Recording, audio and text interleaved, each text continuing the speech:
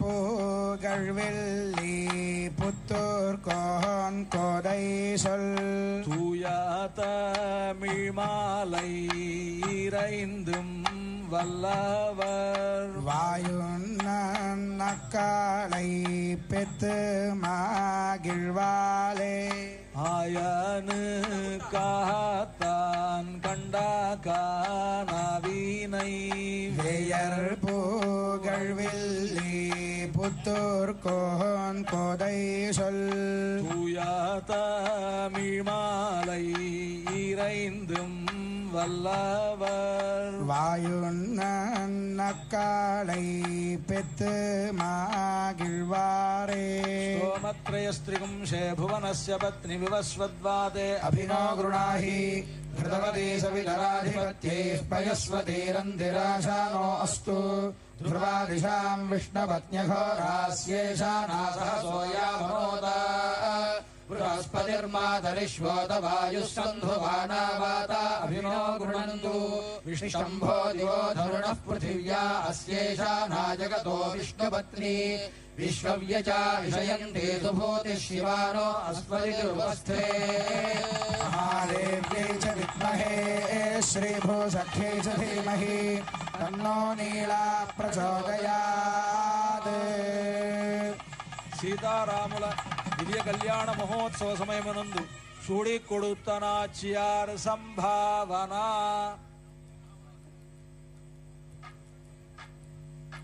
ఇప్పుడు అరణమాయనం అయిన తర్వాత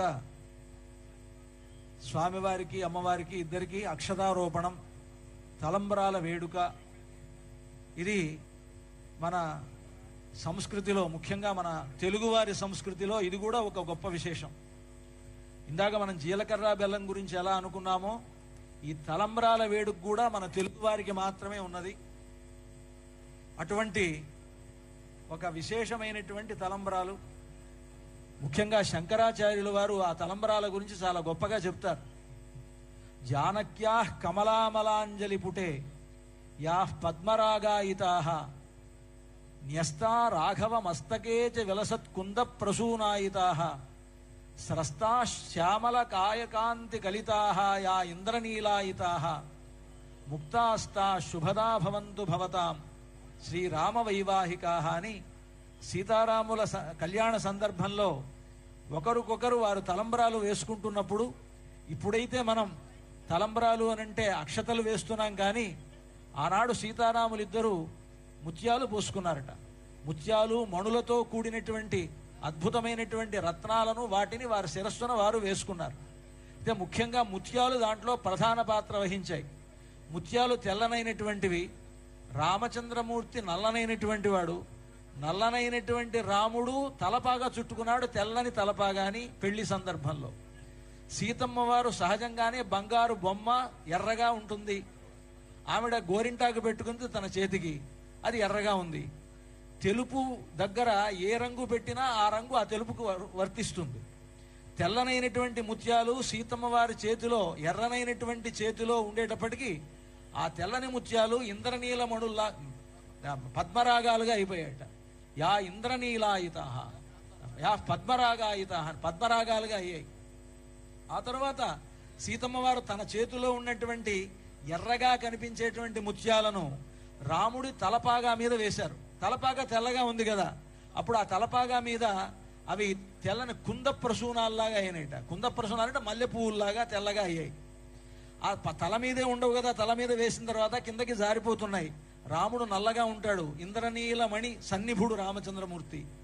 ఆయన తల మీద నుంచి జారుతూ ఉంటే ఆయన నల్లదనం ఆ ముత్యాలకు అంటుకొని ఇంద్రనీలమణులాగా ప్రకాశించాయని. ఒకే తెల్లని ముత్యాలు సీతమ్మ చేతిలో ఎర్రగాను, రాముని తల మీద తెల్లగాను, రాముని పైనుంచి నల్లగాను 3 రకాలుగా కనిపించాయి అని, ఇటువంటి ముత్యాలు మీ అందరికీ కూడా శుభాలు కలుగజేయాలి అని శంకరాచార్యుల వారు అద్భుతంగా వర్ణించారు ఆ కళ్యాణ ఘట్టాన్ని. అటువంటి ఆ ముత్యాలు మన భద్రాచలంలోనే చాలా చోట్ల, అన్ని చోట్లలో ఈ రోజుల్లో కళ్యాణాల్లో ముత్యాలు సమర్పిస్తున్నారు, కానీ ముత్యాలు సమర్పించేటువంటి ఆచారం ఆరంభమైంది భద్రాచలంలోనే. ఈరోజు గౌరవ ముఖ్యమంత్రి వర్యులు ప్రభుత్వం తరఫున, తెలంగాణ ప్రభుత్వం తరఫున ఇక్కడికి ఇచ్చేసి ముత్యాల తలంబరాలు సమర్పిస్తున్నారంటే ఆనాడు ఈ తెలంగాణ రాష్ట్రాన్ని పరిపాలించినటువంటి తానీషా గారి ఆచారం ఇది. అనూచానంగా వస్తున్నటువంటి ఆచారం. ఇక్కడ చూసి మిగతా క్షేత్రాల్లో గవర్నమెంట్ ఆయా కార్యక్రమాల్లో పాల్గొనడం జరిగింది. కానీ భద్రాచలానికి ఉండేటువంటి వైశిష్ట్యం ఏమిటంటే, ఆనాడు రామదాసు గారిని జైల్లో పెట్టడం వలన తానీషాకి రాముడు కనిపించి రామదాసుని జైలు నుంచి విడిపించి తానీషాను కూడా అనుగ్రహించి ఒక ముస్లిం అయినటువంటి తానీషా రామభక్తుడయ్యేట్లుగా చేసినటువంటి ఒక గొప్పతనం అనేటువంటిది భద్రాచల క్షేత్రానికి ఉన్నది. కనుక ఈ భద్రాచలానికి ఉండేటువంటి ప్రాచీనత, భద్రాచలానికి ఉండేటువంటి మహత్తు, భద్రాచల రాముడికి ఉండేటువంటి మహిమ, ఆయన లోకానికి చాటినటువంటి గొప్ప దివ్యక్షేత్రం ఈ భద్రాచల దివ్యక్షేత్రం. ఈనాడు ఆ ఆచారాన్ని, ఆ సంప్రదాయాన్ని కాపాడుతూ తెలంగాణ